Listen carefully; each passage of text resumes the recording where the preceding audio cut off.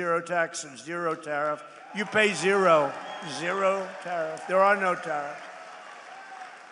And we've taken in hundreds of billions of dollars for the country aside from it, but we keep a lot. As an example, Europe is being taken over by the Chinese cars. You know that, right?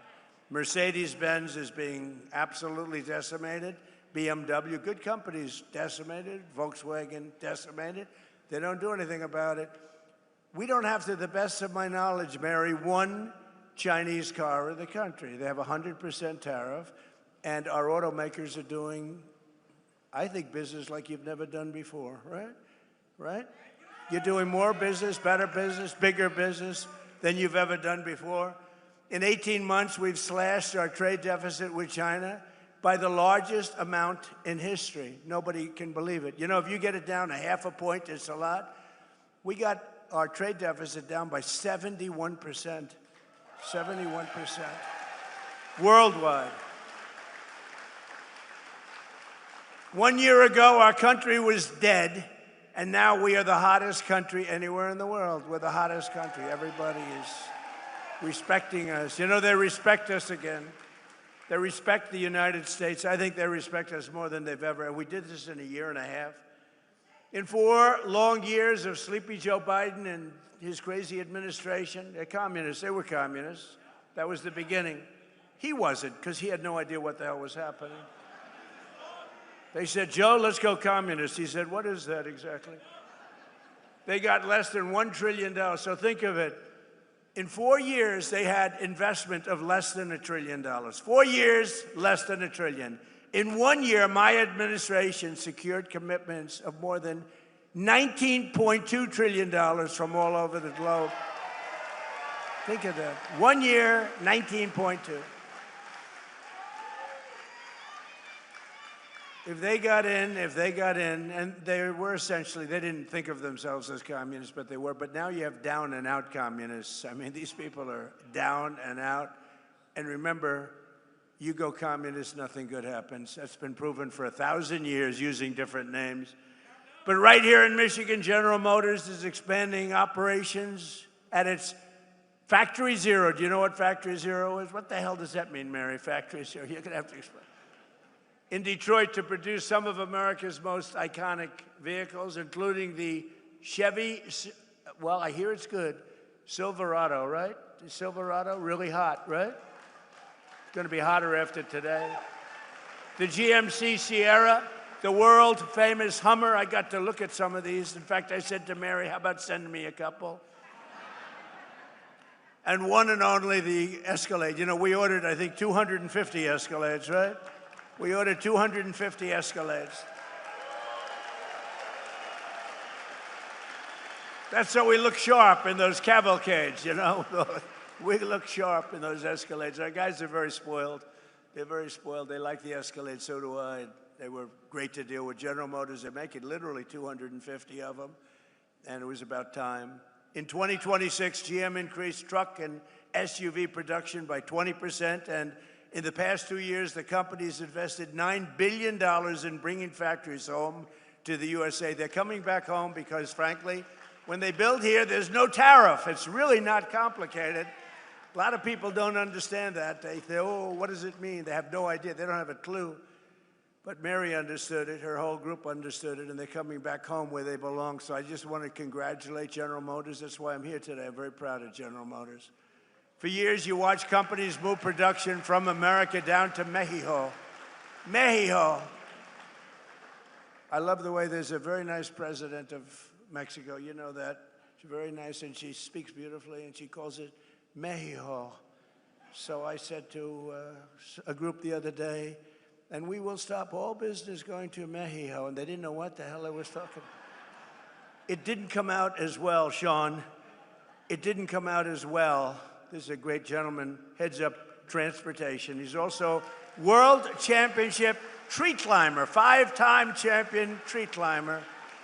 Can you imagine? I only hire these crazy people that do things like that. He was the lumberjack. He was the world champion going up a tree 100 feet, right? That's high. I saw an old picture of you doing it. I said, he's crazy. That's why I like him.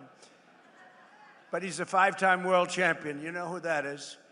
So, and his wife maybe is even superior, a big star of television, Rachel. She's doing all right. Sean Duffy, Rachel Campus Duffy.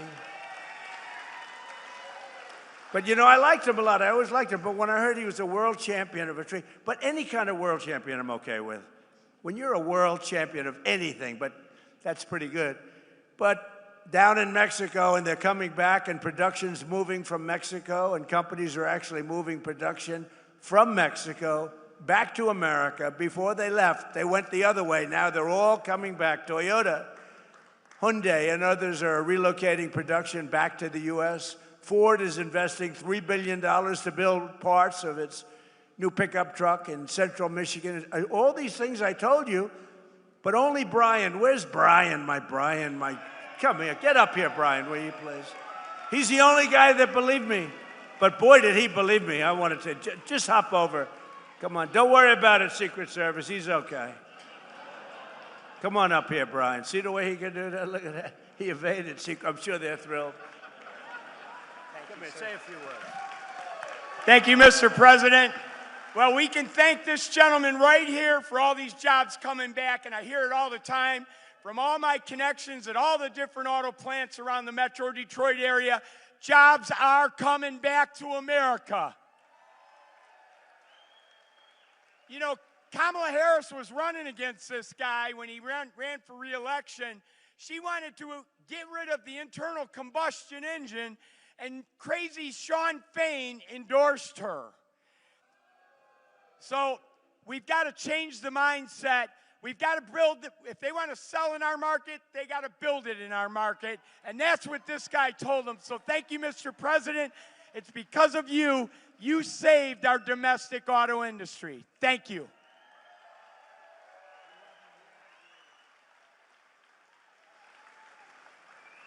Look at the arms of that guy. I don't know. He's been, you know, he's been with me from day one. The first time he said, years ago. And I think I produced, Brian, would you say I produced even more than I said, right? Yes, sir. You've even more. Expectations. Yeah, exceeded expectations. True. We like that. Thank you, Brian. He's a great guy, and he's got a group of followers that are unbelievable. Where are they? Oh, yeah, there they are. He's got a great group of people. But for decades, we were told that it was totally impossible to bring back American manufacturing. Obama would say it. Remember Barack Hussein Obama? Obama. He was so bad for the auto industry. I don't know, you know. Honestly, I don't know how you vote for Democrats because they are so bad for the industry. But it turned out that all you really needed to get him back was a new president, somebody that understood business, understood what it was all about. I've been complaining about it for many years. On day one, I ended Biden's insane electric vehicle mandate that would have crushed the U.S. auto industry forever, would have never come back. Remember that? Everybody was supposed to have an electric car within, 15 minutes. And I don't want to say this in front of Mary because she'll change your mind, but it takes far fewer people to build an electric car. That doesn't mean they work better, but it takes, and if you want an electric car, they make electric cars too. But if you want to buy a combustion, if you want to buy anything you want, they make. We don't want to do that stuff, but right now we've been right on that bet. I said, no, it's not going to happen that way. I terminated Biden's disastrous cafe fuel standards. You know what that is? That was a short road to bankruptcy for every single car company in this country, and a total disaster that would have killed the internal combustion engine. They wanted it dead within 5 years. As long as I'm president, that will never happen, but it's going in the opposite direction. Remember, we have a 1,000-year supply of gasoline. China doesn't. China doesn't. We have 1,000 years. We have more gasoline. We have more oil. Now, when you add Venezuela to it, we really have more oil. One day. And Venezuela's been great. They've been doing a great job. We're working with them. Take millions and millions of barrels of oil. But they're doing well, and we're doing well. One day. A lot of people were against that war. We don't want the Venezuela. What are you doing? What are you doing? After we won in about 48 minutes approximately. They said, oh, that was a good move. Well, the same thing's happening in Iran. People just don't see it. We have destroyed their Navy. We've destroyed their Air Force. We've destroyed their leadership. We've destroyed their anti-aircraft weaponry. Their drones are being made at a rate of about 7%. We destroyed most of their drone manufacturing capability, their missile manufacturing capability. And right now they're talking to us about making a deal. But if we didn't do it tough, there would be no talk. You know, for 47 years, which is really 50 because people have been using 47 years for 3 years at least. But for 47 to 50 years, they have been talking, and all they do is tap everyone along. They were the bully of the Middle East, and they were the bully of us. And Obama came along and gave them tens of billions of dollars. He gave them $1.7 billion in green cash. Remember that? Put them on a Boeing 757, flew it to Tehran. $1.7 billion in green. He thought he could bribe them, and instead they thought, what a stupid country this is. How stupid. No, you can't bribe them. You got to beat them, and we're beating the hell out of them. But we'll see how it turns out. Right now, they have very friendly negotiations going on. And by the way, how good is our Navy with a blockade? How good? Not one boat gets in. We have a blockade. They'd love us to, please, we don't want the blockade anymore. They're saying, please, please, no blockade. And I approved the single largest deregulatory action in American history, repealing what is known as the endangerment finding, which will save American families an average of almost $3,000 on new cars, SUVs, and trucks. What a difference. And today I'm giving all American car companies the right to build what are known as tiny cars. You know what that is? These little, because I go over to Europe and I see these little cars all over the place. And I say, why aren't we making them? They send some over. But Sean Duffy, the Secretary of Transportation, has just cleared it. I was with him on the plane. I said, Sean, did you clear that? No, sir, not yet. I want it done now. Oh, it's done. He knows what. He's very smart. He's a very smart guy. No, but you're all cleared, Sean? So your company, Mary, if you want, I mean, you have the choice. It's a tiny little, beautiful little car. I'm not sure I want to get hit by one of your Silverados, okay, or one of your Cadillacs, but you'll make them as safe as possible, right? You put a little cocoon around them. See, I would have been a wonderful automobile designer. But you have the right to do it, and they sell, you know, inexpensively. They're actually beautiful. I don't know if I'm going to be using one. I'm not sure if Secret Service would love me driving around in one, but there's a tremendous market for it, I think. It really is a tremendous market. They are quite something. And thanks to our Republican majorities in Congress, we also made interest on auto loans fully tax deductible, but only if the car is made in America. If it's not made in America, we have no interest in doing that. And I apologize for the air conditioning, but this room was not built for thousands of people. This room was built for a few people making cars, not for thousands of people. And it is a little warm up here, but I love that because every time I make a speech, I lose weight. It's wonderful. It's a wonderful way to lose weight. Under our leadership, investment is booming, incomes are rising, and the stock market has 73 all-time highs. Think of that.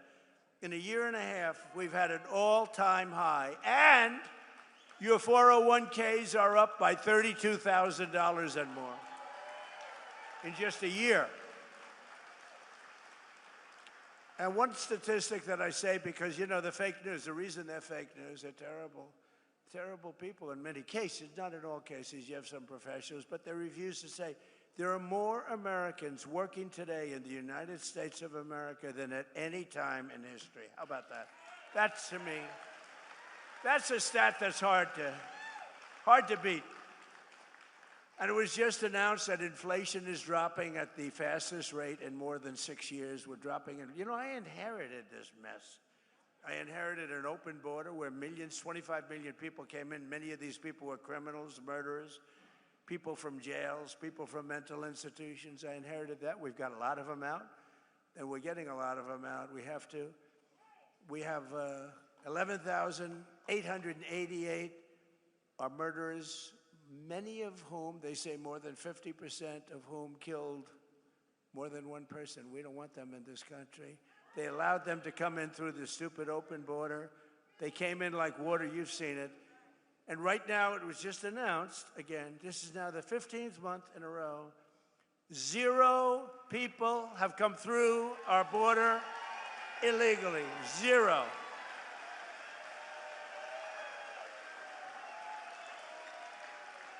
But it all started, you know, I won the election. We won in a landslide, by the way, and won this state so big. You know, this is always a hard state. I don't know why it's hard to win, but it seems to be for Republicans, but it probably won't be anymore. We have great candidates. But, you know, it's really amazing. They always try and blame me for high prices. I have my first news conference. I win. I have a news conference like a day later. And I say, any questions? Why are prices so high? You have to understand, I just got there. They say eggs. I remember eggs. Eggs were like 4 or 5 times higher than they were a few years ago. You couldn't get eggs. They wanted me to use plastic eggs for the Easter egg hunt because they were unable to get eggs. And I said, we'll take care of it, and we got it taken care of quickly. Now eggs are much lower than they were when we first started. And that's true with everything else. And you'll see how true it's going to be after we get rid of the nuclear threat of Iran, which will be very quickly. But I had nothing to do with it. You know, they have this term. So here I am. I'm one day in office, and the fake news goes, affordability, affordability. I said, what's affordability? What's that all about? Prices are too high. I said, I'm here for less than 24 hours. But we've brought down prices. Last week, it was announced that inflation's gone down faster than at any time in the last 6 years. When the fuel comes down, which it did for a little while, then they didn't behave, and I had to go back, and now they're behaving again. You know, it's like playing a banjo. But every day we're fighting to put more money in your pockets, and that's what we're doing, and we're doing it better than anyone. At the same time, we're making this country safe, because we're not going to let lunatics have a nuclear weapon. You want to see disruption? You want to see some disruption? But with the help of our Republican majorities in Congress, I proudly signed the largest tax cuts in American history for the second time. Because in my first term, we had the greatest economy in the history of our country. We got hit with COVID at the end, but we did a great job in that. Operation Warp Speed and the whole thing. We did a great job. Didn't get credit, but that's okay. But we had the greatest economy in the history of the country. And we're blowing it away this time. We're blowing it away. You're going to see the results very soon. I'm a little bit upset because in 2.5 years, you may have a different president. May. And that president will be saying how great the economy is doing. Look at all the jobs that he produced. We have more factories being built than at any time in our country's history. They're all going to be opening now and soon. And I got some guy or woman who is going to take credit for that. Will you please remember that I did it, okay? I did it. I did it. I'll be sitting home. I'll be reading the papers. I'll be watching television, and I'll be having some guy like last time, a real idiot, stand up, say, we are doing record business. We are making more automobiles. But by the way, don't worry about it, Mary. They'll screw it up. It won't take them long to screw it up. But we're not going to let that happen. Our great, big, beautiful bill gave us no tax on tips, no tax on overtime, and no tax on Social Security for our great seniors, right? That's our big deal. And the overtime you're working, and I don't know much, but I know you're making a lot of cars, more than you've ever made before. I assume, are they getting a little overtime, Mary? She doesn't want to say it. She is. I know you are. No tax on that overtime. Think of the no tax on tips in Nevada. I went, and a young lady came over, a beautiful waitress. She was a waitress and very beautiful, but I'm not allowed to say that politically, because if you call somebody beautiful, that's usually the end of your political career. But she happened to be beautiful. But she happened to be beautiful. And I say, what's going on? Oh, sir, I'm getting killed with tips. I'm getting killed. Sir, there should be no tax on tips. I say, what? I'm sitting down with a group of people, very boring group, we're all bored, at my hotel in Las Vegas, and she comes up and she says, "Sir, there should be no tax on tips." I say, "Say it one more time." And I went outside and I spoke to the fake news that follow me all over the world looking for me to make one little mistake. If I make one little mistake, if I mispronounce a word, which doesn't happen often, if I fell, oh, they're waiting. They would love to. Because I knock. You know, you can't fall every single time you come up in a day. It's like Biden did.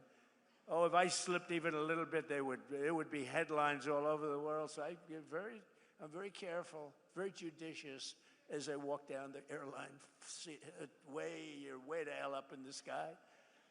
Go nice and slowly. We don't want to give them, but it's true. It's like what they do. I mean, it's so unfair. But they know how well we're doing, and now they're starting to report it because they have no choice. Because every record that's being broken, all these records that are coming out, not only in your business, we're leading in AI. We're beating China in AI. Nobody expected that. We're building more plants than anybody in the world. And frankly, the businesses are all moving. You know, many of these businesses, they left here and they went to foreign countries. They went to Germany. They went to Mexico and Canada. They went to Japan, they went to South Korea, car businesses, a lot of businesses, and now they're coming back home where they belong. And according to a report released just last week, the great big beautiful bill saved more than 170,000 Michigan jobs. You saw that. Think of that. If you took 170,000 people off of your tax-paying payrolls, think of how many people that is, filling a big stadium up 3 times. But remember, every single Democrat, it's a new word that I use, Democrat, I just exchange the E for the U. It works out quite nicely, thank you. But they're Democrats. They want open borders. They want men playing in women's sports. They want transgender mutilization of your children. They want the transgender mutilization of your children for everyone, so I call them Democrats. And the Democrats don't want to have voter ID, and the Democrats do not, Brian, you know this, they don't want to have a thing called proof of citizenship. So why doesn't somebody want voter ID or proof of citizenship? Because they want to cheat, okay? There's only one reason. Actually, most Democrats do want it. It's only the politicians, because they could never get elected. If that ever gets approved, they will never get elected again. But every single Democrat in Congress voted against our massive tax cuts for working families. All of the things, the no tax on tips, no tax on overtime, no tax on Social Security, all of these things they voted against. They just voted against. They voted against voter ID. They voted in favor of the transgender mutilization of your children, in favor of men playing in women's sports. I've looked at men playing in women's sports. It's very unfair. I had one of the top NFL football players standing next to a wonderful female athlete, and they were playing a game of football. If you can believe this whole thing, this game did not work out very well. This was not a game that she will ever want to play again, I will tell you. The whole thing is crazy. There's something wrong. These people are crazy, and we can't let them get into office and ruin our country. We can't do it. And the congressional Democrats voting for tax hikes, they're voting for open borders. The Green New Scam are their side. Remember the Green New Scam? Everything had to be green, the world is going to collapse, it's going to be gone. 15 years ago, they were saying we only had 12 years left, but we're still here. But they're siding with the radical left communists taking over the party. They want, in other words, the normal socialists who can destroy a country, too. They're not going fast enough. Do you remember, like in one of my State of the Union speeches, I said, we will never be a socialist country. But I was right. We're going to be a communist country. That's what they want. They skipped socialism. Can you believe it? But communism is the greatest threat to our country in history, including even World War I, World War II, Pearl Harbor, or 9/11. I mean, this is a serious threat because they're going to promise all sorts of things. In 1 year, the country will be absolutely bankrupt. You'll live in squalor. You'll live in fear. You won't have police. You won't have firemen. You won't have anybody. You're going to be, it's a disaster. Even the thought of it is a disaster. And we have the hottest country in the world. We don't want to have it, and we have to be strong about it. We can't be nice. You know, a lot of the Republicans are nice. We're a very nice party. We shouldn't be so nice, to be honest with you. But we can't let them get their claws into this incredible, they call it an experiment. I don't think it's any longer an experiment. This has been going on for a long time. We have good years, bad years. We're having the single greatest year we've ever had as a country. We're not going to let these people destroy it.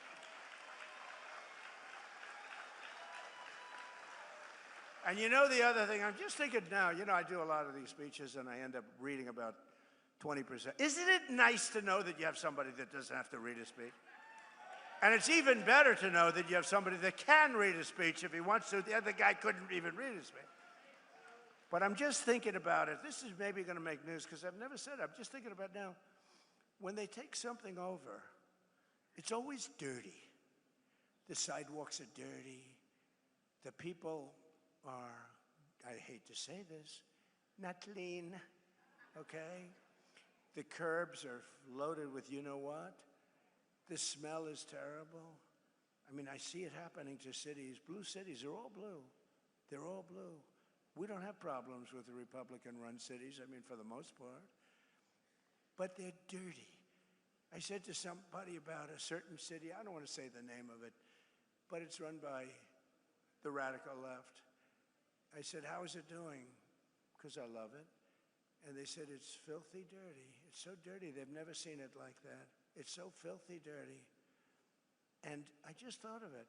Nobody ever says that. You know, I'm sort of a clean freak. I like clean. Do you ever see Washington, D.C.? Do you see Washington, what happened? Washington, D.C., it was filthy. Graffiti all over the place. We fixed up 72 monuments and fountains, and we've done an unbelievable, we took the graffiti off the beautiful marble columns. We have new grass going down. But you know what we did the best? We stopped crime in Washington. It's down 88%. And we moved out over 5,000 career animals. We moved them out, and it's really considered a very safe city. All the restaurants were closing up. Nobody wanted to operate a restaurant. We have a great restaurant here. Where are you from, Michigan? Where's my restaurateur? He was one of the great, where's Mark? Mark, you're right. How'd you get such a good seat? He's a great restaurateur, but everything you have is clean. But you know, it's true, and I'm just saying, they take over. Everything becomes disgusting and dirty. It's dirty and filthy and grimy. It's not clean anymore.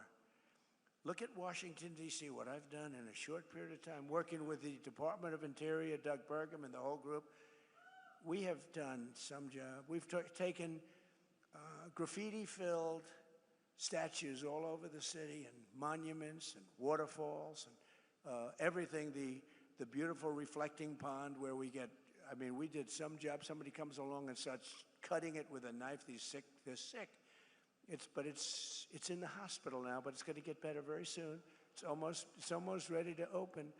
We could have kept it that way for a while, but I didn't want to do that. I want to have it fixed perfectly. But these people are very terrible. But think how beautiful Washington, D.C. is. But the most important thing is we have very little crime. And there's a statistic that's incredible. 2% of the people create 91% of the crime. Because you can handle 2% of the people. We get them out. We get them out. And our military, our National Guard has been unbelievable. And they work with the D.C. police.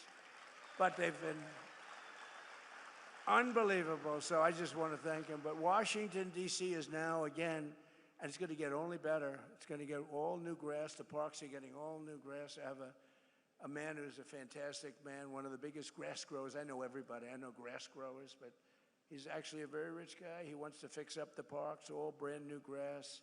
We're going to do our job. He donated the grass for the White House. We're building a heliport, and we're building a drone port, and we're building a great ballroom and a military facility as part of it, and it's incredible. And people cannot believe how it looks. Washington, D.C., think of it, is now a really safe city, and it's so beautiful again, and people are proud of it. It's our capital. They have to be proud of it. It was a crime-ridden mess.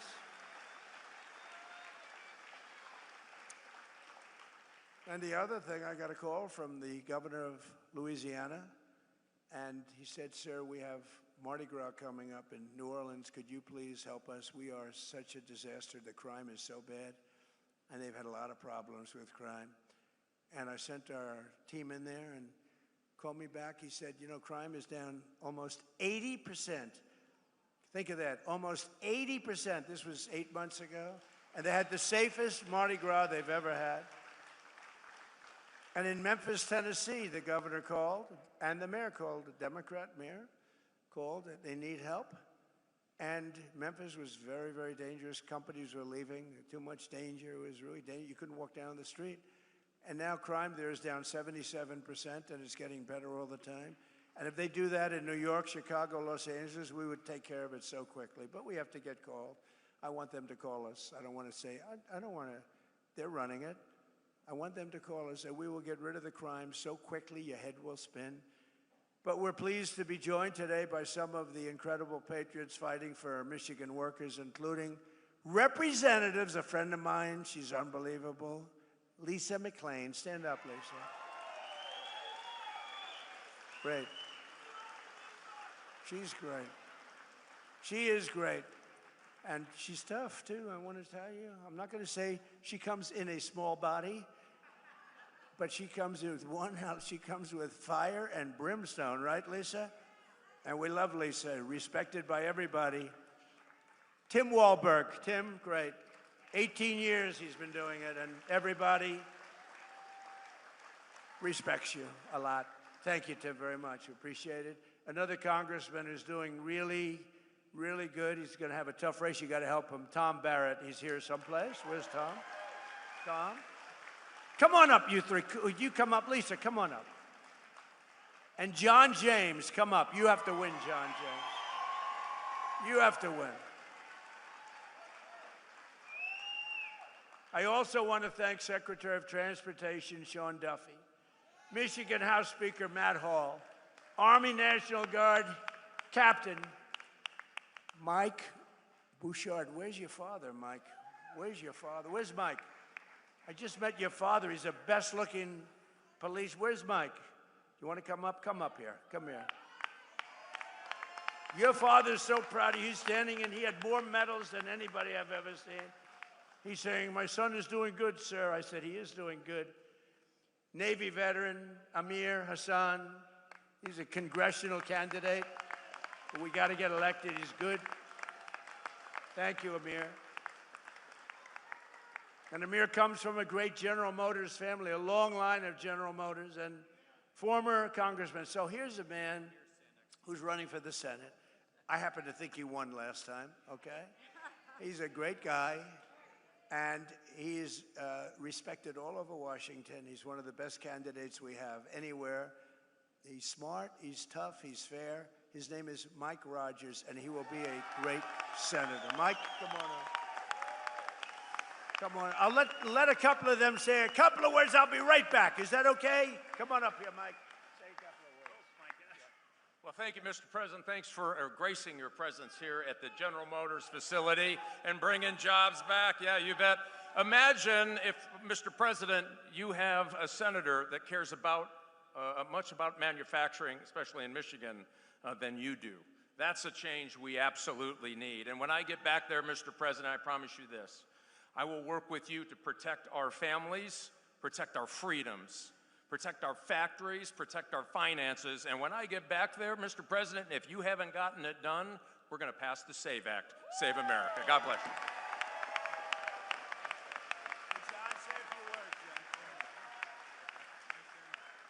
Well, again, thank you, Mr. President, for coming back to Michigan, where you've won 3 times.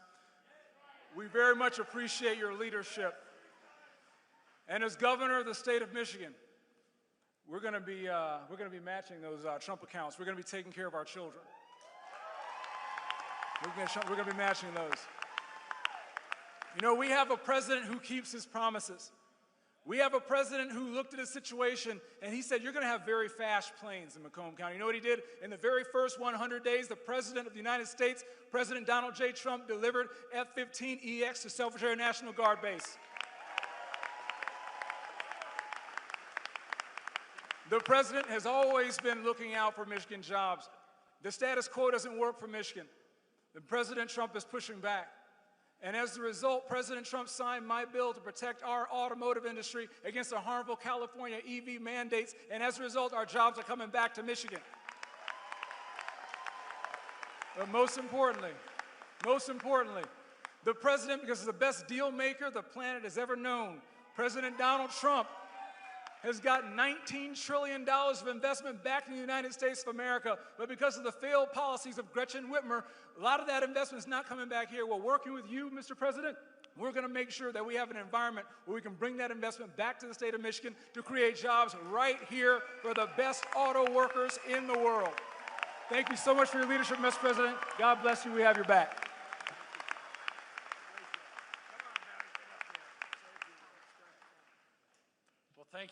Thank you, Mr. President. Thank you for coming back to Michigan, and thank you for putting our men and women who build things first and foremost in the American economy.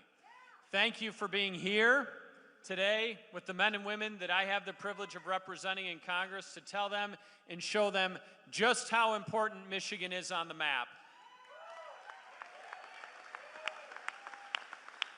The hard work of the people here put America on wheels, puts our economy on overdrive, and provides livelihoods for families across our country, especially right here in Michigan. Manufacturing is our largest industry.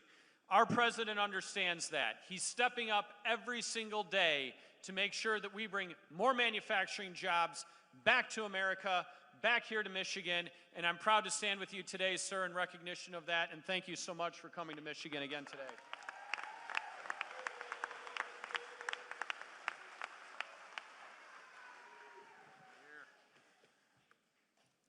Talk about the American dream. Born and raised in Flint, Michigan, the birthplace of General Motors. Son of a father, a grandfather, a grandmother, an aunt, an uncle that all work for General Motors. Son of an educator. Protecting America, getting back to the fundamentals and the foundation that made us great in the beginning. That's what we're doing this cycle. The contrast is clear, the time is now. If you love America, make noise. If you believe in first responders, make some noise. If you back our military, make some noise. And if you're proud to be a conservative,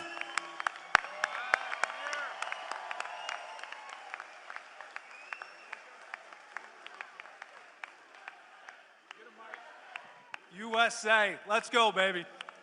We are putting this country back on the map because we have a leader who stands up for us. Mr. President, thank you for coming to Michigan, but I also have to say thank you for defending our military and putting us in a position to succeed. This time last year, I was in Iraq. During the 12-day war, you put our military in a position to succeed because you gave the troops what we needed to survive. So my friends and I are home, sir, because you put us first. And you put Michigan first as well.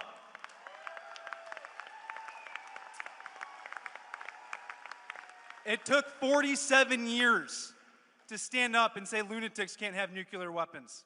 It also took decades to reshore jobs.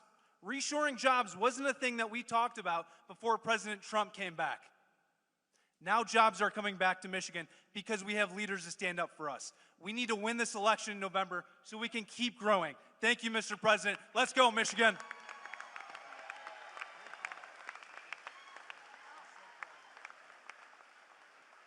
I didn't bring my box, so I apologize. But take a moment and look around. Look at how many people are filling this manufacturing facility. And why is that? That is because we love this country. And I'm going to share with you, if you love this country, you have got to get out there and make some noise. You have got to get out there and vote. You have got to get out there and tell your friends, your neighbors, anybody who will listen, that this is an election between common sense and communist crazy. And the leader of our party, President Donald J. Trump, isn't resting on his laurels. Promises made, promises kept. He told you he was going to secure the border. What did he do? He secured the border. He told you he was going to make his tax cuts permanent. And what did he do? He made your tax cuts permanent.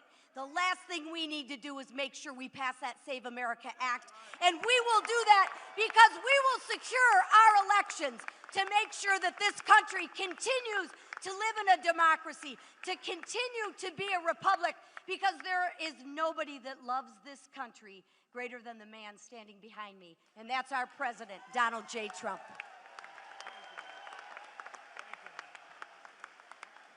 I never want to go behind Lisa, that's for sure. But as Dean of the Michigan delegation, you can see why I'm proud of this delegation and the ones that we're going to bring to this delegation, and even one we're going to bring to finally be an ally over on the other side of the House, that little body over in the Senate, a guy we can talk to who understands America, who supports this president, that is eminently supportable. And we say that out today. I'm also chair of the Education and Workforce Committee.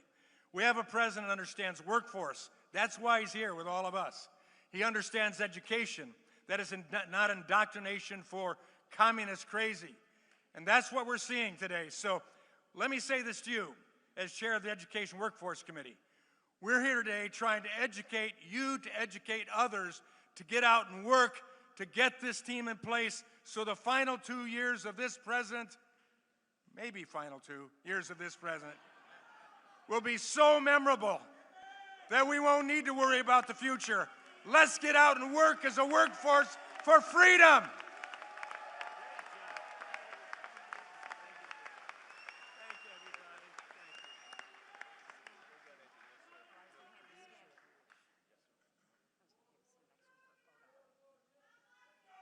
Thank you, everybody. Thank you. Thank you. Thank you. Thank you very much. What a group. Thank you very much. That's a great group. We got to get them elected. Also with us is the mayor of Hamtramck, Amir Galib. Thank you very much, Mr. Mayor. And Mark, thank you very much for being here. Mark Zarkin, a great guy. And a man who's been with me from the very beginning. Again, I have to do it because this guy has been like, he got it a long time ago, Brian. Thank you very much, Brian. Thank you. Thank you very much. Especially, he has been right from he got it right from day one, you know? So we don't forget that. 18 months ago, we inherited a catastrophe from the Biden and from the radical left Democrats. They created the worst inflation in 48 years, wide open borders with millions and millions of people from mental institutions, insane asylums, the world's worst prisons pouring into our country from all over the world they came.